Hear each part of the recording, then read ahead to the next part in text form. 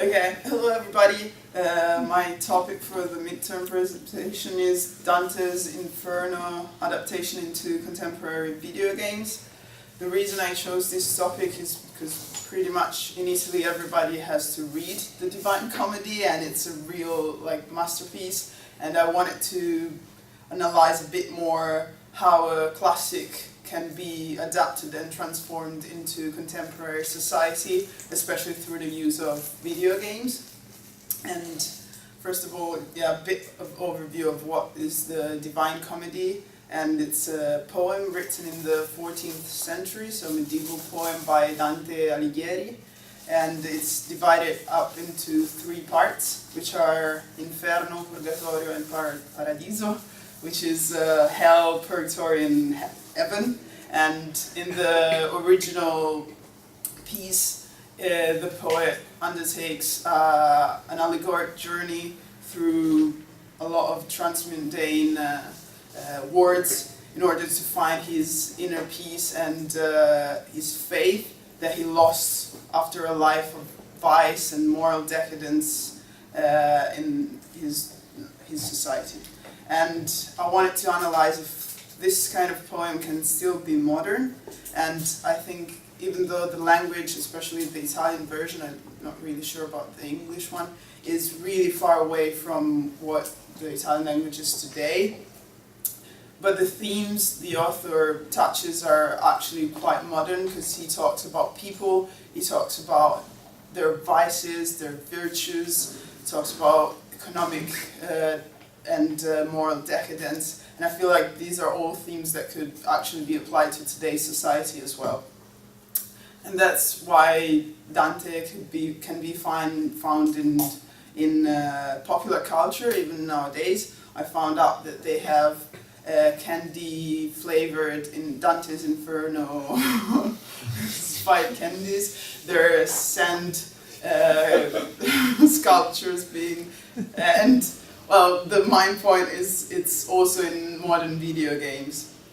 And in video games, the easiest part to adapt is probably Inferno because of its structure, because each ring has its monsters and challenges that can, and there's the element of violence, and that's easier to adapt into contemporary video games. And that's why it can be found in a lot of video games, like Devil May Cry. The protagonists are called Dante, Trish from Beatrice, and Virgil. And on the end screen of the game over is abandon all hopes, like in the actual poem.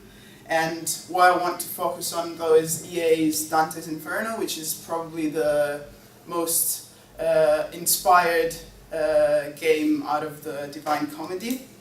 And this is from 2010, and Dante is reimagined as a violent crusader, like ex-Templar knight, and is armed with a scythe and a crucifix, and he goes through the circles of hell to save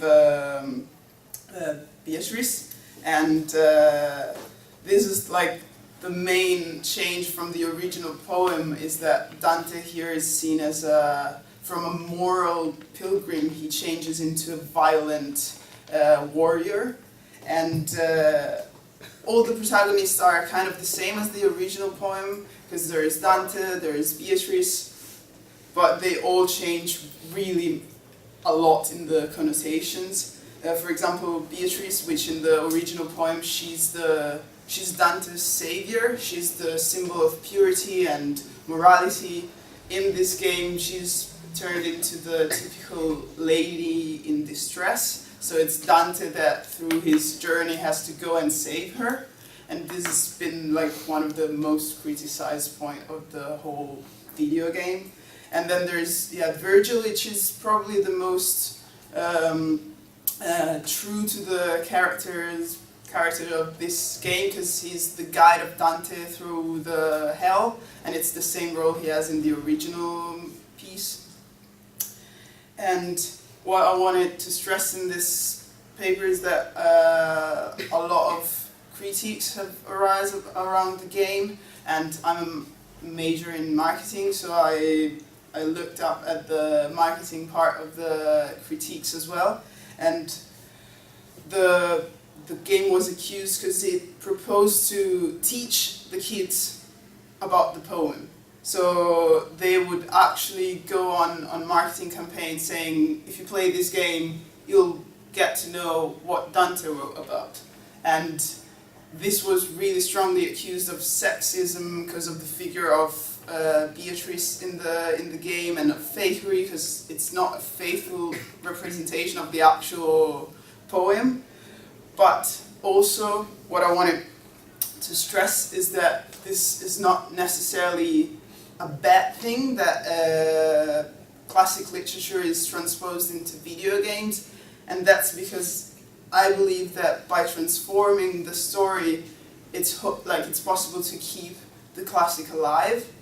Of course, I still think that if you really want to go into and emerge into Dante's world, you have to read the actual book. But the fact that there's a video game that can bring kids to actually get to know about the original paper, it should be beneficial for both kind of arts, so both for video games and literature. And in fact, in 2010, when the video game was released, Amazon charts when all the Divine Comedy went up, so there was a really huge sales for the actual poem. So yeah, my main point is that video games could help people being aware of traditional literature, and that it shouldn't just criticize because it's not faithful to the actual poem. So yeah, that's it. Thank you very much. Thank you.